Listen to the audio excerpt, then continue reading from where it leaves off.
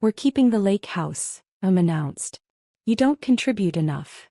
Dad changed the locks. The next morning, their cards declined at breakfast. By noon, the bank called, "Your CO-SIGNER removed authorization." Within 24 hours, foreclosure started. I'd paid the $5,100 mortgage for 7 years. But let me start 7 years earlier. Because the day my parents locked me out of the lake house wasn't the beginning of this story. It started in 2017, when they made a financial decision they couldn't afford and I made a choice I never told them about. My name is Daniel Porter. I'm 35 years old. And I've spent the last 7 years secretly funding my parents' dream while they treated me like the son who never measured up. I grew up in Minneapolis, Minnesota. Middle-class family. Dad was an accountant. Mom was a nurse. My older brother Kyle was the star. Football scholarship to Michigan. MBA from Northwestern. Investment banking in Chicago. Married a lawyer. 2 kids. The golden child.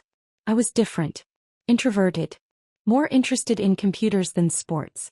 I went to University of Minnesota for computer science. Got a job as a software engineer at a healthcare tech company. Made $72,000 starting salary. Kyle made $280,000 at his investment bank. Every family gathering, the comparison was implicit. "Kyle's bonus this year was incredible," Dad would say. "6 figures. "That's impressive," I'd reply. "How's your job going, Daniel?" "Good. Working on some interesting projects." "Still at the same company?" "Yes. I like it there." "Well, stability is important too." Translation: You're not ambitious enough. Kyle bought a house in Evanston. $890,000. Mom posted photos on Facebook. "So proud of our son's success." I rented a 1-bedroom apartment in Minneapolis. $1,200 a month. No Facebook posts about that. In 2017, my parents decided to buy a lake house. They were both 58. Starting to think about retirement. They wanted a place on Lake Minnetonka. A retreat. A legacy property. They found it in May 2017. A 3-bedroom cabin on 2 acres. Private dock. Stunning views. Built in 1995, well-maintained but needing updates. Asking price: $685,000. "It's perfect," Mom said at a family dinner. "Our dream property. Can you afford it?" Kyle asked. "We're going to stretch," Dad admitted. "But we'll make it work. It's an investment in our future. In family memories." "What's the mortgage going to be?" I asked. "About $5,100 a month with property taxes and insurance." "High but manageable." I did the math in my head. Their combined income was around $140,000. A $5,100 monthly payment was over 40% of their gross income. That was tight. Probably too tight. "That's a lot," I said carefully. "We're aware," Dad said, defensive. "We've run the numbers. We can handle it." Kyle jumped in. "I think it's great. You've worked hard. You deserve this. If you need help with the down payment, I can contribute." "That's generous," Mom said. "But we have enough saved. We're putting down $140,000. The mortgage will be $545,000. They closed in June 2017. Moved furniture in. Started spending weekends there. At family dinners, it was all they talked about. "The sunsets are incredible. We saw an eagle yesterday. The dock is perfect for swimming." I was happy for them. They seemed genuinely joyful. But by September 2017, cracks were showing. Dad called me in October 2017. "Daniel, can we talk?" "Privately." "Sure. What's going on?" "The lake house. The mortgages. It's tighter than we expected." "How tight?" "We're struggling. Between the mortgage and our regular expenses, we're barely making it. We've had to dip into savings twice already." "Can you refinance?" "Not yet. We just closed. And honestly, the payment would still be too high even with a better rate." "What are you going to do?" "We're not sure. We don't want to sell. We just bought it. But we might not have a choice." "Have you talked to Kyle?" "He's dealing with a lot right now. Work is intense. The kids are expensive. We don't want to burden him." "But you'll burden me," I thought. "What do you need?" I asked. "I don't know. Maybe nothing. I just wanted to tell someone. Your mom doesn't know how stressed I am." We hung up. I thought about it for 3 days. Then I made a decision. I called the mortgage company. First National Bank. I'd like to make a payment on my parents' mortgage. Are you listed on the loan? No. But I'm their son. Can I make a payment? We can accept payments from anyone. But you won't have access to account information unless you're on the loan. I want to be added as a co-signer. Can I do that? That would require refinancing or a loan modification. You'd need to go through the application process. I thought about it. My credit was excellent. My income was stable. I had savings. Start the process. I want to be added as a co-signer. Took 6 weeks. Credit checks. Income verification. Legal documents. By December 2017, I was officially a co-signer on my parents' lake house mortgage. My name on the deed. My credit on the line. I called the bank. I want to set up automatic payments from my account. $5,100 monthly. You're paying the full mortgage? Yes. Starting January 2018. And your parents? They don't need to know. Can you still send them statements showing the payment is current? Yes. But Mr. Porter, this is unusual. Are you sure about this? I'm sure. I didn't tell my parents. I just started paying. Every month. $5,100 automatically withdrawn from my checking account. January 2018. February. March. All through 2018. My parents never mentioned the mortgage again. At family dinners they talked about how they'd figured out the budget and made some adjustments. They thought they were paying it themselves. Paying a $5,100 mortgage on a $72,000 salary was brutal. My take-home pay was about $4,400 monthly. The mortgage alone was $5,100. I was losing $700 every month. Draining my savings. I picked up freelance work. Nights and weekends. Building websites. Consulting on database projects. I made an extra $2,000 to $2,500 monthly. It was enough. Barely. I stopped going out. Stopped traveling. Lived on rice and beans. My apartment was $1,200. The mortgage was $5,100. Freelance income covered the gap and my other expenses. But there was nothing left over. At family gatherings at the lake house, now happening monthly, my parents would talk about how proud they were to have made it work. We're so glad we didn't sell, Mom would say. This place is everything to us. It's a testament to good financial planning, Dad would add. Kyle would nod. You guys are great with money. I should learn from you. I'd sit quietly, eating the food bought with money they thought they still had. In 2019 I got promoted. Senior software engineer. Salary increased to $105,000. Suddenly I could breathe. The mortgage payment was still huge but manageable. I kept paying. Every month. $5,100. My parents never knew. In 2020, COVID hit. I started working remote. Saved money on commuting and lunches. My freelance work increased. More companies needed tech help. By 2021, I was making $125,000 from my main job plus $30,000 to $35,000 in freelance income.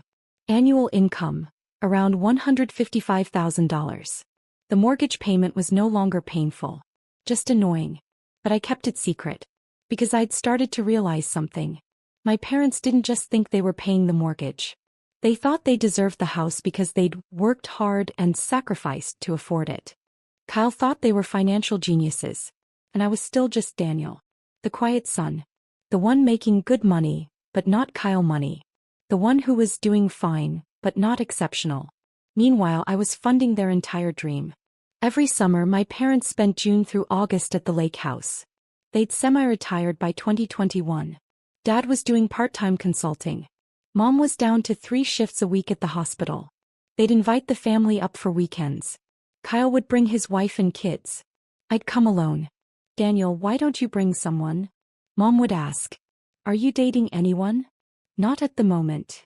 You should make more effort. You're not getting any younger. Look at Kyle. Married, 2 kids, successful. I'd nod. Go back to my room, the smallest bedroom while Kyle's family got the master. One summer evening in 2022, we were having dinner on the deck. Watching the sunset. This place is an incredible investment, Kyle said. Property values on Lake Minnetonka have gone up like 30% since you bought. It's worth about $890,000 now, Dad said proudly. We've gained over $200,000 in equity. You haven't gained anything, I thought.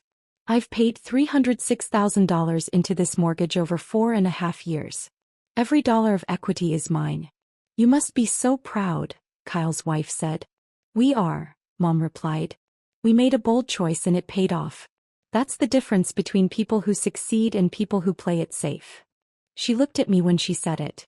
Playing it safe has its merits, I said quietly. Does it? Dad asked. Sometimes you need to take risks. Build something bigger than yourself. I'd built this. I'd taken the risk. I'd funded their dream with $5,100 every month for 54 months straight. But they didn't know that. In August 2024, my parents called a family meeting. Kyle flew in from Chicago. I drove from Minneapolis. We met at the lake house on a Saturday afternoon. We have something to discuss, Dad said once we were all gathered on the deck. What's going on? Kyle asked. Your mother and I are making some changes. Estate planning. Legacy decisions. Hey, I said. We want to talk about the lake house. What happens to it when we're gone? Mom took over. This property is our pride and joy. We've worked so hard to keep it. To maintain it. We want it to stay in the family. That makes sense, Kyle said. We've decided to leave it to you, Kyle. The words hung in the air. Kyle looked surprised. Really? Wow. That's generous. You have a family, Mom explained. Kids who can enjoy it. You've been successful. You understand the value of property. What about Daniel? Kyle's wife asked, glancing at me. Daniel is welcome to visit, of course, Dad said. But Kyle will inherit the house. It makes the most sense. I was quiet. Processing. Daniel, you understand, right? Mom asked. You're not married. No kids. You don't need a lake house. I understand, I said slowly. Can I ask a question? Of course. How much is left on the mortgage? Dad pulled out his phone. Check something. About $387,000. We've been paying it down steadily. Should be paid off by the time we're 75. And you're leaving the house to Kyle. With the mortgage. No, Dad clarified. By the time we pass, hopefully not for many years, the mortgage will be mostly paid off.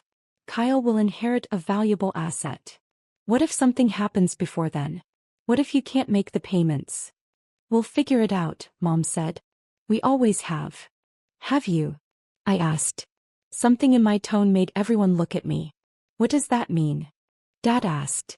How much do you think you've paid into this mortgage over the last 7 years? I don't have the exact number, Dad said, defensive. But we've made every payment. On time. For 7 years. Have you? Mom's face tightened. Daniel, what are you implying? I'm asking if you know who's actually been paying the mortgage. We have, Dad said firmly. Check your bank statements. Your actual account. The one you think the mortgage payments come out of. Check how much you've paid. Dad pulled out his phone. Started scrolling. His face went pale. There are no mortgage payments showing. Because you haven't made any, I said quietly. I have. Every month. Since January 2018. $5,100. I've paid $428,400 into this mortgage over 7 years. The deck went silent. Kyle stared at me. You've been paying their mortgage? Yes. Why? Because in October 2017, Dad called me and said they couldn't afford it. They were going to lose the house. So I became a co-signer. Started making the payments. Mom's hand went to her mouth. That's not possible. It's very possible. I'm on the deed. I'm on the loan. I'm the co-signer. Check with the bank. Dad was scrolling frantically through his phone. The statements, they just show, payment received. I assumed it was our autopay. It was my autopay. From my account. For 7 years.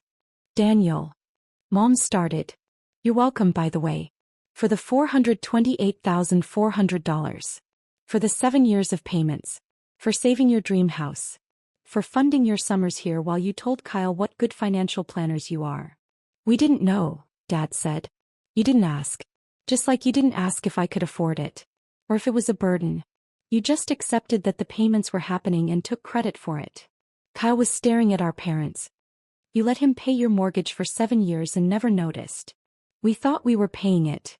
Mom said, defensive. How? I asked.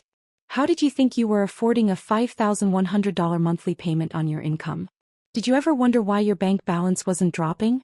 Why you had money left over at the end of every month? Silence. You didn't wonder because you didn't want to look too closely.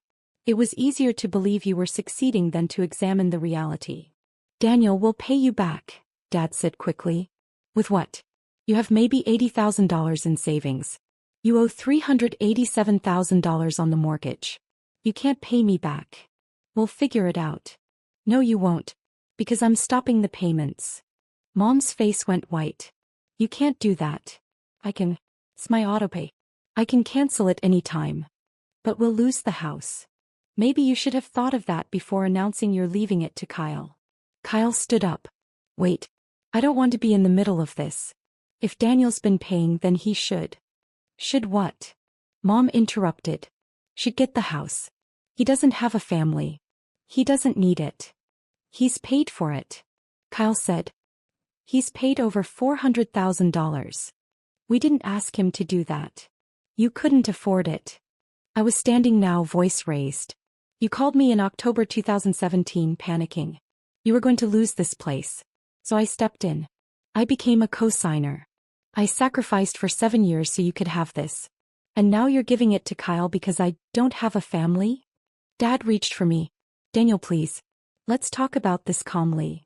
I've been calm for 7 years. While you told everyone how proud you were of this place. How you'd made it work. While you gave Kyle the master bedroom and me the smallest room. While you lectured me about taking risks and not playing it safe. I was funding your entire lifestyle and you had no idea. We'll make you co-owner, Dad offered.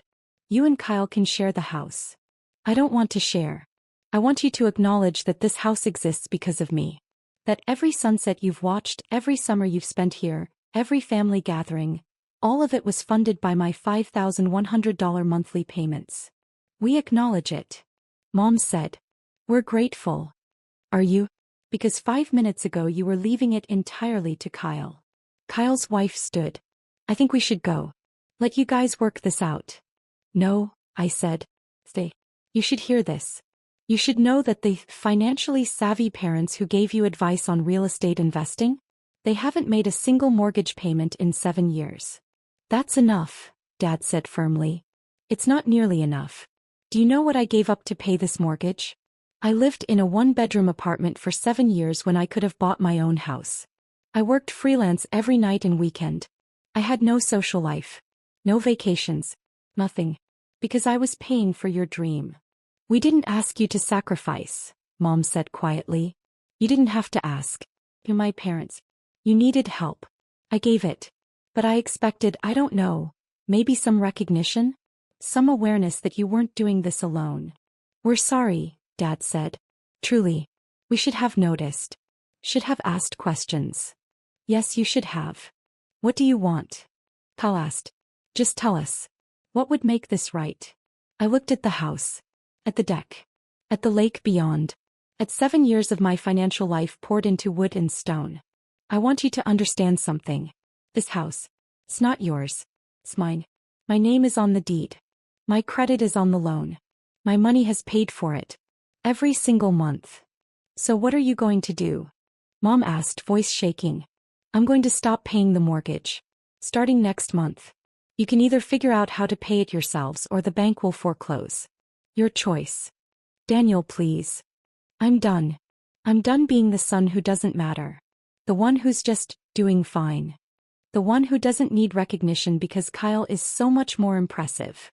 I walked inside. Grabbed my bag. Headed for my car. Kyle followed me. Daniel, wait. What? I had no idea. About any of this. If I'd known. You would have what? Offered to help. You make 3 times what I make. You could have easily contributed. But it never occurred to you to ask how they were affording it, did it? No, he admitted. It didn't. Because you assumed they were handling it. Just like they assumed. Everyone assumed.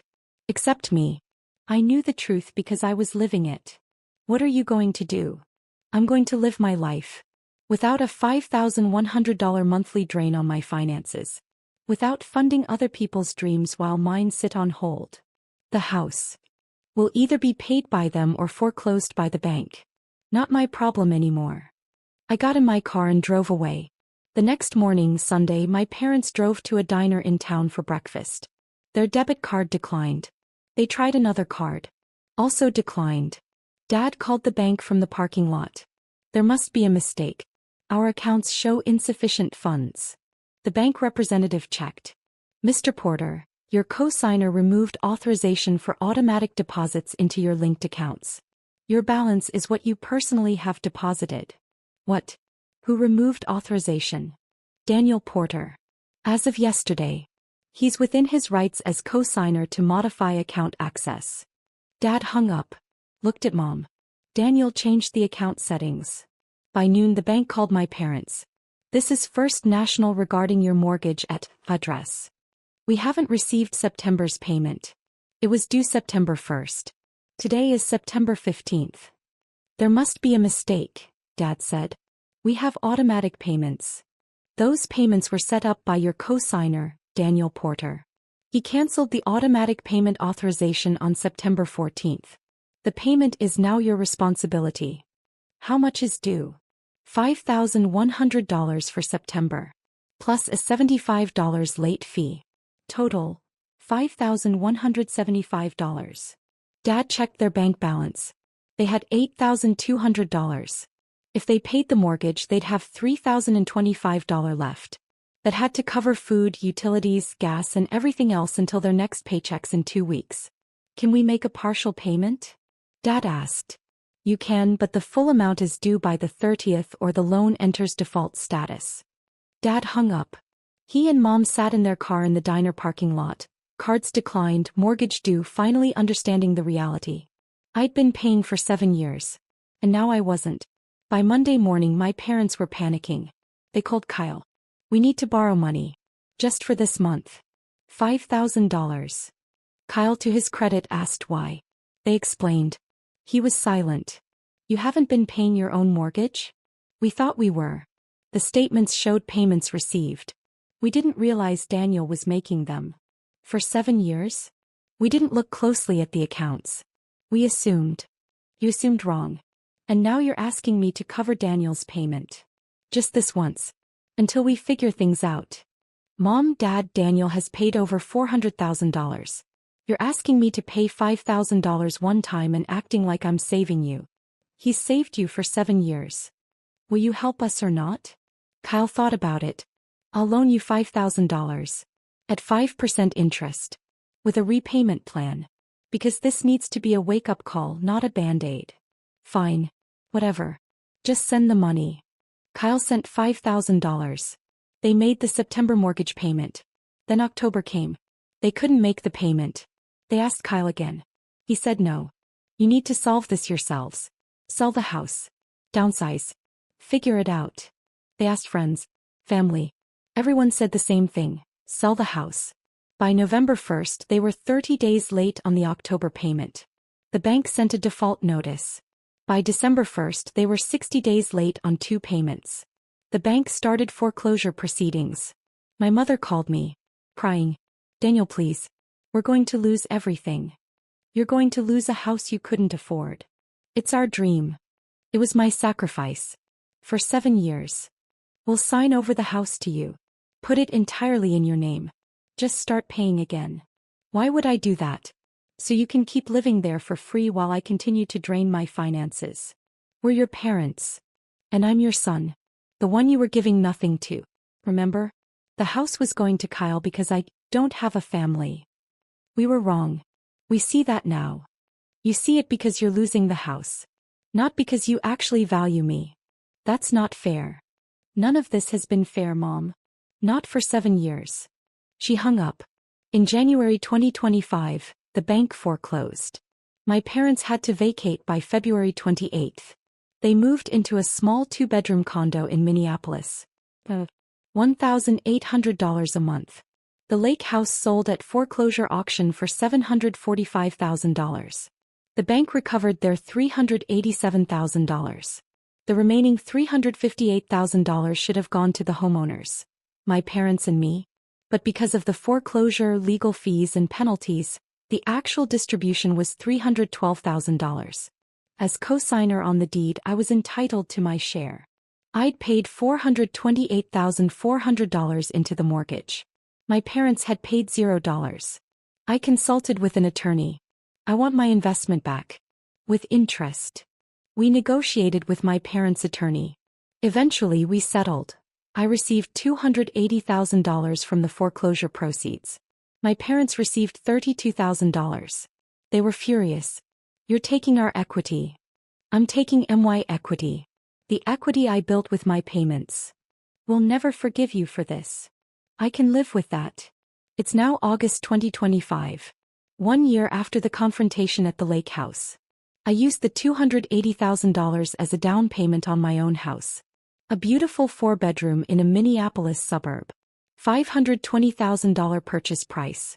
My mortgage is $2,400 per month. Easily affordable on my current salary of $145,000. I have a guest room. An office. A yard. Everything I delayed for 7 years while paying my parents' mortgage. My parents are in their rental condo. Bitter. Broke. They blame me for ruining their retirement. Kyle and I talk occasionally. He's apologized multiple times. I should have questioned how they afforded it. Should have offered to help. Yes, you should have. For what it's worth, I think you did the right thing. Stopping the payments. Making them face reality. Thank you. Are you going to reconcile with them? Maybe. When they acknowledge what I did for them. Really acknowledge it. Not just because they're angry about losing the house. That hasn't happened yet. Maybe it never will. Last week my father sent me an email. Daniel, I've been thinking about everything that happened. About the lake house. About the 7 years. I need to say something. You were right. We took advantage of you. We didn't mean to, but we did. We accepted your help without acknowledging it. We made assumptions about your life. That you didn't need recognition, didn't need the house, didn't need to be valued the same as your brother. We were wrong. About all of it. You sacrificed for 7 years to give us something we couldn't afford. And instead of gratitude we showed you dismissal. I don't know if you'll forgive us. But I want you to know I see it now. I see what you did. What you gave up. What we took for granted. You're a better man than I gave you credit for. And I'm sorry it took losing everything for me to see that. If you're willing, I'd like to try to rebuild our relationship. Not the old relationship where Kyle was the star and you were the afterthought. A you one. Where we see you for who you actually are. I read the email 3 times. It's the first time he's ever really apologized. Really acknowledged what happened. I don't know if I'll respond. Don't know if I can trust that this is real and not just another manipulation. But it's something. Maybe it's enough to start. Or maybe it's just too late. For 7 years I paid their mortgage in silence. I watched them take credit for my sacrifice. I funded their dream while putting mine on hold. And when they finally had to face the truth, when their cards declined at breakfast, when the bank called about the missed payment, when foreclosure started within 24 hours of me stopping payments, they learned what I'd known all along. The lake house was never theirs. It was mine. Every sunset. Every summer. Every family gathering. Paid for by $5,100 monthly payments from my account. For 7 years. Now I have my own house. My own equity. My own dream. Built not on assumptions or credit I didn't earn. But on the $280,000 I recovered from a property I actually paid for. The calls started that next morning after I changed the locks on the account. The declined cards. The bank notices. The panic. Within 24 hours, foreclosure proceedings began. And my parents learned the most expensive lesson of their lives. When you take someone's sacrifice for granted, eventually they stop sacrificing. And then you pay the price. All of it.